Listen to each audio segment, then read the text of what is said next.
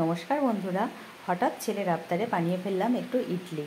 তো আধ কাপ সুজি নিলাম, আধ কাপ টক দই নিলাম, 1 চিমটে নুন নিলাম, 1 চিমটে বেকিং সোডা দিয়ে 20 মিনিট মাখিয়ে রাখলাম। 20 মিনিট পর ব্যাটারটা যখন একটু গাঢ় হয়ে গেল তখন ওতে সামান্য জল দিয়ে একটু পাতলা করলাম। এরপর ইডলি মেকারটি গ্যাসে বসিয়ে রেখেছিলাম 5 মিনিট আগে জলটা গরম হওয়ার জন্য। 5 মিনিট পরে ওতে আমরা ব্যাটারগুলো দিয়ে দিলাম, 1 হাতা করে দিয়ে ঢাকা দিয়ে দিলাম 8 মিনিটের জন্য।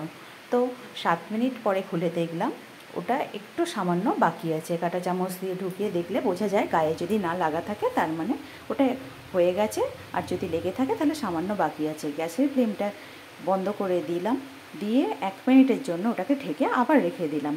তো 1 মিনিট পরে যখন খুললাম, খুলে দেখিয়ে দিচ্ছি আপনাদেরকে ইডলিটা কত পারফেক্টলি হয়েছে।